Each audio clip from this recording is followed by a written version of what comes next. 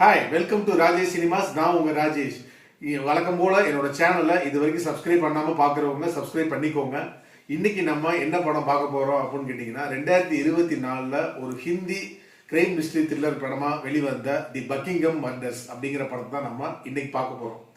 இந்த படத்தோட கதை என்ன அப்படின்னு கேட்டிங்கன்னா, இவங்க வெளிநாட்டில் ஒரு போலீஸ் அதிகாரியாக வேலை பார்க்குறாங்க. அப்ப இவங்க எதிர்பாராத விதமா ஒரு கேஸை கண்டுபிடிக்க போறப்ப தன்னோட 10 வயசு பையனை இவங்க பறி கொடுத்துடுறாங்க. இந்த துயரத்திலிருந்து இவங்கனால மீளவே முடியல. அப்ப இவங்களுக்கு ஒரு எதிர்பாராத விதமா பக்கிங்ஹாமுக்கு ஒரு டிரான்ஸ்பர் வருது. சரி, நமக்கு இங்க இருந்து தன்னோட பையனோட ஞாபகம் வரும் அப்படிங்கிறதுக்காண்டி இவங்க பக்கிங்ஹாமுக்கு அந்த ஆர்டரை எடுத்துக்கிட்டு ஜாயின் பண்றதுக்காண்டி டியூட்டி ஜாயின் பண்றதுக்காண்டி போறாங்க. அன்னைக்கு இவங்க ஜாயின் பண்ற அன்னைக்கு அங்க ஒரு மிகப்பெரிய கலவரம். என்னன்னா, நம்ம இந்திய சமூகத்தை சேர்ந்த ஒரு பையனை அங்கே ஸ்கூல் பையனை காணோம், மிஸ்ஸிங்.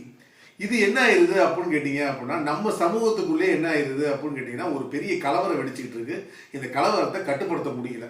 அந்த டயத்துல தான் இவங்க போய் அங்கே ஜாயின் பண்றாங்க. இந்த மிஸ்ஸிங் ஆன கேஸையும் அவங்க கைக்கு ஒப்படைக்கப்படுது. இவங்க இந்த கேஸ் விஷயத்தை என்ன பண்ணிடுறாங்க அப்படின்னு கேட்டீங்கன்னா, கம்ப்ளீட்டா உள்ள இறங்குறாங்க. அப்ப என்ன ஆகுது அப்படின்னு கேட்டீங்கன்னா, அங்கங்க வலை வீசி அந்த அந்த பையனை எப்படியாவது நம்ம கண்டுபிடிச்சிடணும். ஏன்னா நம்மளோட பையனை தான் இழந்துட்டோம். இந்த பையனை நம்ம எப்படியாவது அவங்களோட பேரண்ட்டுக்கு நம்ம மீட்டு கொடுத்துடணும் அப்படின்னு சொல்லி இவங்க ஃபுல்லாவே சர்ச் பண்றாங்க. ஏகப்பட்ட என்கொயரிஸ் பண்றாங்க.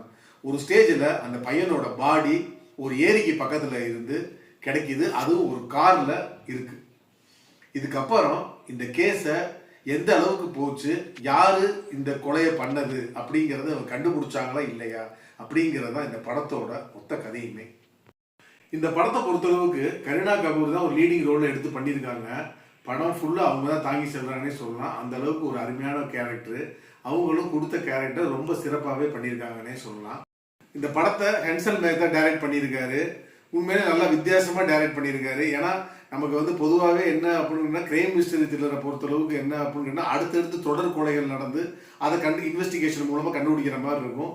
இந்த படத்தை பொறுத்தளவுக்கு என்னன்னா, சற்றும் வேறுபட்டு என்ன அப்படின்னா, ஒரு மிஸ்ஸிங் கேஸ், அந்த மிஸ்ஸிங் கேஸ் கொலையா என்ன அப்படிங்கிறத கண்டுபிடிக்கிற மாதிரி திரைக்கதை அமைச்சிருக்காரு. உண்மையிலே அது கொஞ்சம் வித்தியாசமா இருக்குன்னே சொல்லலாம். இந்த படம் ஃபேமிலியோட உட்காந்து பார்க்க முடியாது. ஏன்னா இங்கே ஒரு சில சீன் இருக்கு. அதனால நீங்க முதல்ல இந்த படத்தை பார்த்துட்டு அதுக்கப்புறம் ஃபேமிலியோட உட்காந்து பார்க்கலாமா வேணாமாங்கிறத நீங்க முடிவு பண்ணிக்கோங்க. மீண்டும் அடுத்த மூவி ரிவ்யூல நான் உங்களை சந்திக்கிறேன். என்னோட சேனலை இது வரைக்கும் சப்ஸ்கிரைப் பண்ணாலும் சப்ஸ்கிரைப் பண்ணிக்கோங்க.